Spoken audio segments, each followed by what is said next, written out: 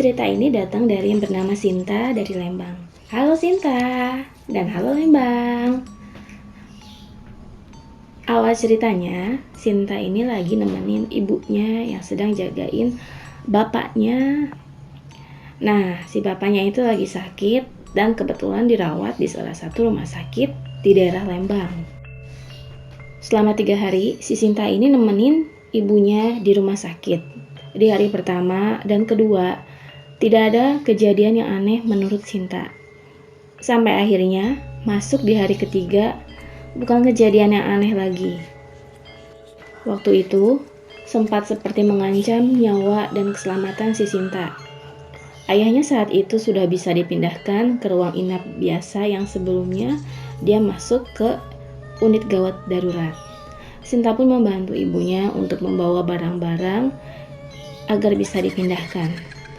Posisi Sinta pada saat itu masih sekolah kelas 1 SMA.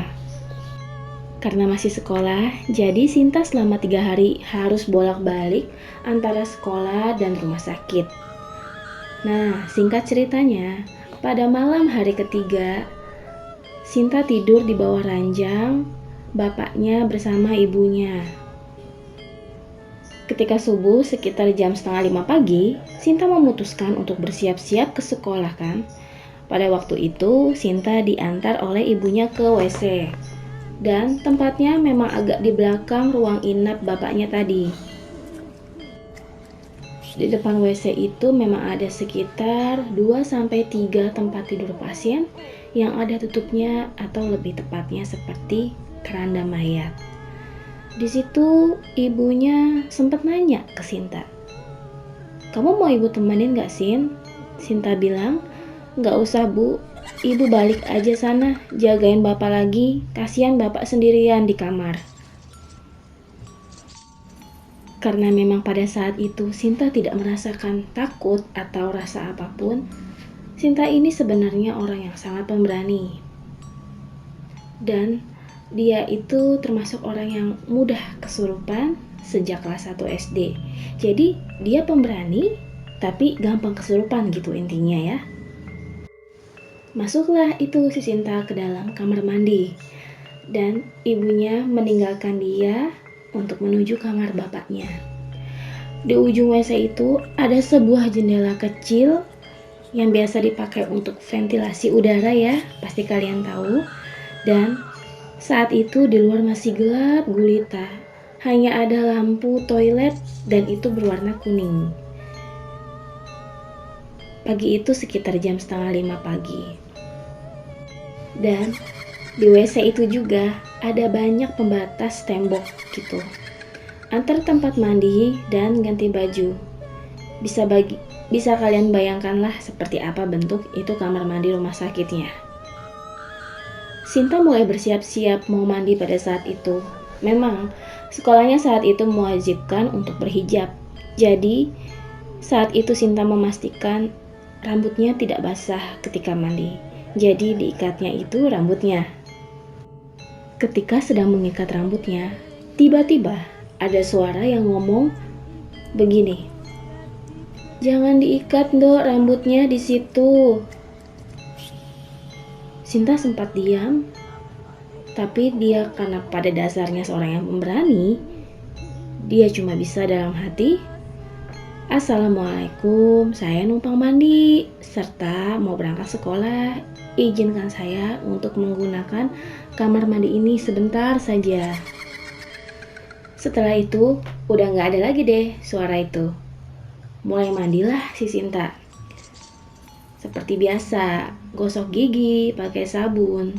Sampai akhirnya saat mau ngangkat gayung buat guyur sabun di badannya, tiba-tiba gayungnya seperti ada yang menarik. Di situ juga seperti ada yang menarik tangannya Sinta sampai si Sinta terjatuh. Waktu Sinta itu melihat ke arah jendela kamar mandi yang tadi aku sudah jelaskan di awal, Sinta melihat ada wajah wanita yang mukanya sangat hancur, tidak berbentuk dengan begitu banyak darah yang berlumuran. Melihat hal itu, Sinta langsung spontan teriak sekencang-kencangnya. Waktu itu Sinta belum tahu apa yang sebenarnya terjadi. Gak lama, Sinta merasakan rambutnya seperti ditarik, dijambak. Kepalanya dibentur-benturkan ke kanan, ke kiri, ke pembatas WC atau tembok, sampai Sinta pingsan, gak sadarkan diri di kamar mandi. Benar-benar mirip seperti adegan di film Conjuring ya kawan. Kepala Sinta sakitnya bukan main. Di saat Sinta udah mulai sadar, dia langsung spontan nengok ke arah jendela kecil yang di kamar mandi. Ternyata dari luar sudah mulai terang. Dilihat dan diperiksa kepalanya, untung tidak berdarah, hanya sakit dan sedikit benjol. Ketika Sinta sudah rapi berpakaian, baju seragamnya, dia langsung lari ke ruangan kamar bapaknya. Langsung dipeluk ibu dan Sinta menangis jejempritan kencang sekali, saking ketakutannya. Sinta pun mulai menceritakan apa yang baru saja dia alami ke orang tuanya. Ibu bersama bapaknya Sinta terkejutlah. Terus ibunya bilang, "Pantesan kok kamu lama banget mandinya. Udah, kamu tenang aja, gak usah mikirin macam-macam." Kemudian, Sinta diberikan mamanya air putih untuk minum. Dan Sinta disuruh duduk agar dirinya menjadi tenang. Setelah si Sinta tenang, barulah dia minta telepon kakaknya untuk minta diantar ke sekolah. Nah, di saat itu, dia melihat jam, ternyata sudah menunjukkan jam 6:30 pagi. Kurang lebih hampir 2 jam ternyata Sinta pingsan sendiri di kamar mandi dan tidak ada satupun orang yang tahu saat itu. Waduh, bahaya juga ya. Berarti si Sinta pakai kamar mandi yang mungkin jarang dipakai ya kawan-kawan. Terus masa sih ibunya gak sadar 2 jam anaknya gak balik-balik dari kamar mandi? Masa gak ada rasa khawatir ya? Selama 3 hari sakit di kepala Sinta jadi takut buat tidur. Terus Sinta sering inget muka itu perempuan yang mukanya hancur yang ngintip di jendela kamar mandi rumah sakit. Saking menyeramkannya dan saking gak kuatnya Sinta untuk menahan rasa sakit kepalanya tersebut, akhirnya Sinta pun sempat untuk meminta tolong kepada salah satu keluarga yang memang bisa menyembuhkan hal-hal seperti itu.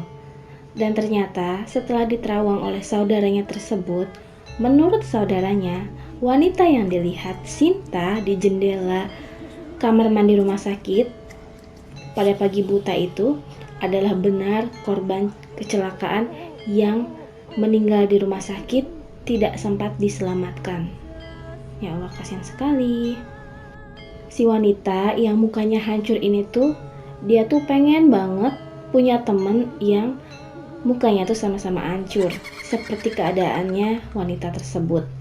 Makanya si Sinta itu dibentur-benturin lah kepalanya ke tembok berulang kali dengan tujuan agar hancur seperti dia. Ya Allah, kejam banget. Untung cuma benjol ya Sinta. Dan berharap si Sinta bisa jadi temannya dia. Sejak kejadian menyeramkan tersebut, ibunya pun melarang Sinta untuk ke rumah sakit lagi.